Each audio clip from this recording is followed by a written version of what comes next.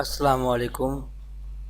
توقیر انصاری صاحب کی دو web sites thinkallah.com اور isthelearninggod.com کے آرٹیکل نمبر 17 موت کی حقیقت سے لی ہوئی انفارمیشن شیئر کرنے جا رہا ہوں۔ توقیر انصاری صاحب اپنے آرٹیکل میں لکھتے ہیں کہ اللہ اپنی کتاب قرآن سورۃ آل عمران سورہ نمبر 3 آیت نمبر 145 میں فرماتا ہے، کوئی شخص اللہ کے حکم کے بغیر نہیں مر سکتا، موت کا وقت لکھا ہوا ہے۔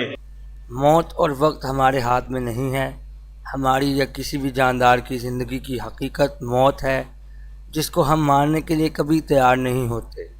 دیکھیے سورۃ آل عمران آیت نمبر 185۔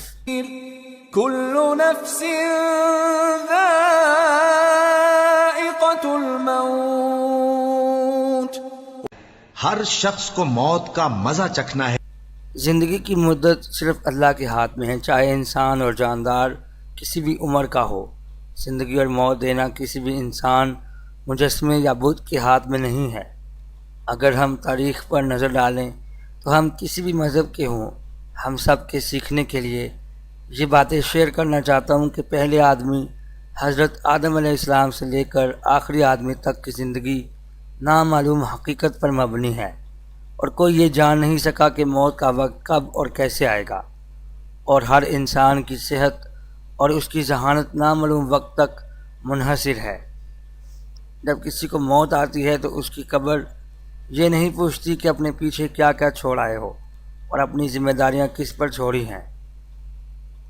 زندگی کے مختصر نامعلوم وقت میں ہر انسان دن رات پوری کوشش کرتا ہے کہ زیادہ سے زیادہ اپنے آپ کو اسٹیبلش کرے، معلوم ہوتے ہوئے بھی یہ ریئلائز کیے بغیر کہ موت ایک اچانک سرپرائز ہے، چاہے کوئی بیٹھے بیٹھے مر جائے یا کام کے دوران یا بیمار ہو کر مرے۔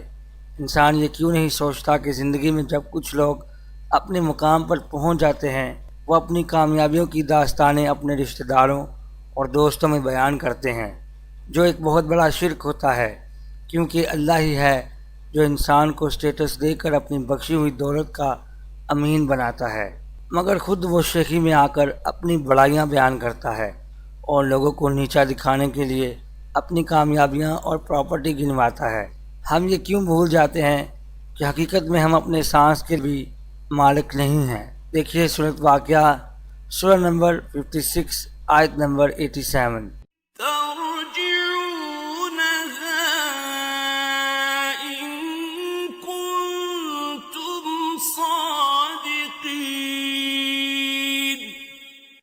تو اگر سچے ہو تو روح کو پھیر کیوں نہیں لیتے؟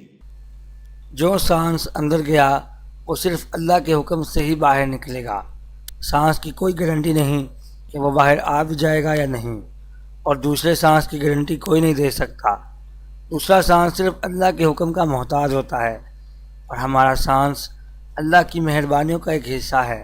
جب کسی کا سانس رک جاتا ہے تو ایجوکیشن، جائیداد، اپنی ہستی اور دنیا کی کوئی بھی ملکیت کی خوابوں کی حقیقت کا اندازہ ہو جاتا ہے۔ جب سانس اکھڑنا شروع ہوتا ہے اس وقت مرنے والے کو سانسوں کی انمول قیمت اور اہمیت کا اندازہ ہوتا ہے۔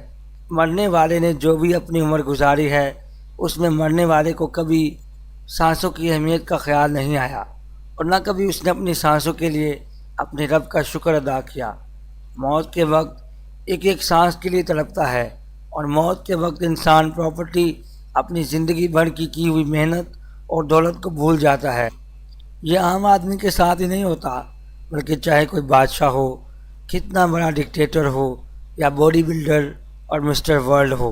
دیکھیے سورۃ آل عمران آیت نمبر 26-27۔ آپ کہیے کہ اے خدا، اے بادشاہی کے مالک، تو جس کو چاہے بادشاہی بخشے اور جس سے چاہے بادشاہی چھین لے، اور جس کو چاہے عزت دے اور جسے چاہے ذلیل کرے۔ ہر طرح کی بھلائی تیرے ہی ہاتھ ہے، اور بے شک تو ہر چیز پر قادر ہے۔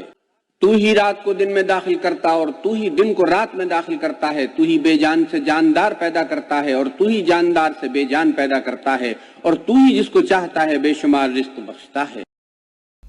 اسی طرح سورۃ الرحمن میں اللہ فرماتا ہے، كل من عليها فان، جو مخلوق زمین پر ہے سب کو فنا ہونا ہے۔ وَيَبْقَى وَجْهُ رَبِّكَ ذُو الْجَلَالِ وَالْإِكْرَامِ۔ اور تمہارے پروردگار ہی کی ذات جو صاحب جلال و کرم ہے باقی رہے گی۔ اس سیریز کی بقایا ویڈیوز دیکھنا نہ بھولیں اور مزید معلومات کے لیے thinkallah.com اور easyllearningo.com پر جا کر آرٹیکل کو پڑھیں۔